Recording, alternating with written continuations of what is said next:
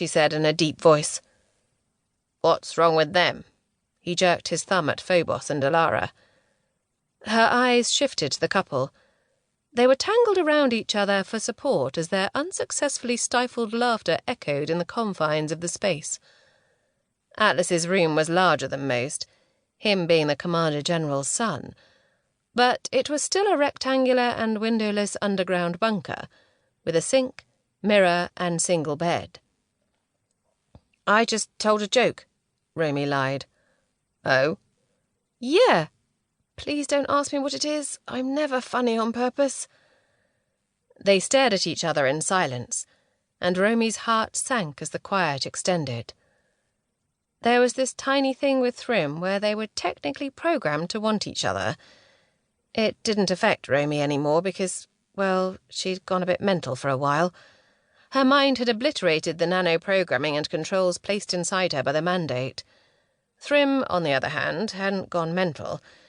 The urge for him to engage in coitus with Romy was still very much there, and very one-sided.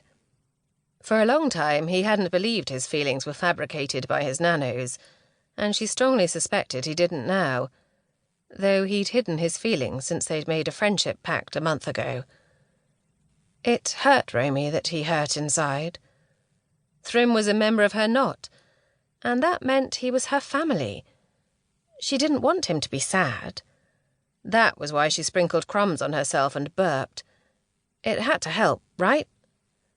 "I got my injection," he said, holding out his arm. Thrym was the last member of her knot to get the insanity cure. Romy asked, "Charlie said everything was normal?" When Houston betrayed the Amath and took the insanity cure with him, he hadn't counted on Dr. Charlie switching files on him, or that she'd be able to replicate the cure. "As normal as Alara and Phobos," Thrym announced.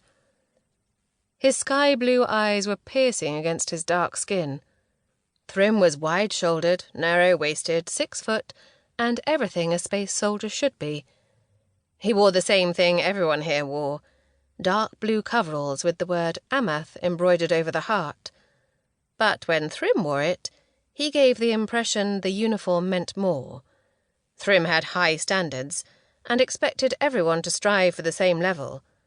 He'd always been ambitious, and sometimes that made him act like a jerk, but his heart was always in the right place underneath, and he wasn't allowed to act like a jerk for long, before Knot 27 slapped him back to normal. He spoke again.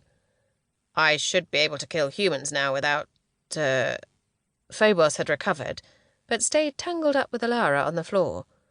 "Buying a one-way ticket to a padded cell?"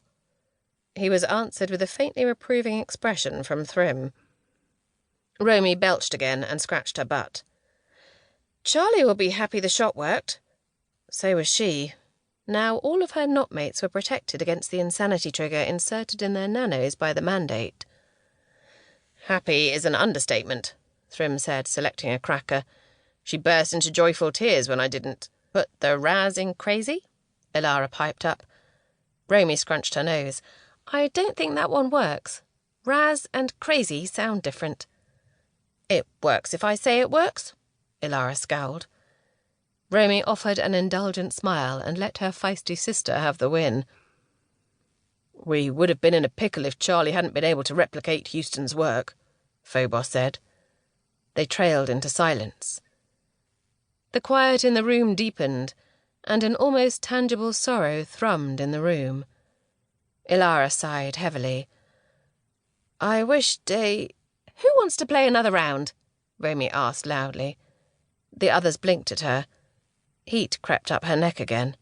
"I do," she announced, equally as loud. No way was she thinking about the ex-member of their knot. Traitorous meteor face, degenerate piece of poacher poop that he was. Deimos. She gritted her teeth, rolled over and knocked the plate of crackers aside, sending them scattering. Romy picked up the twigs. "Who wants a twig?" She glared at her knotmates. "I said, who wants a twig?" Thrym started and quickly took a twig. Alara gave her a sad look with puppy-dog hazel eyes. Phobos avoided her gaze completely, but took a twig.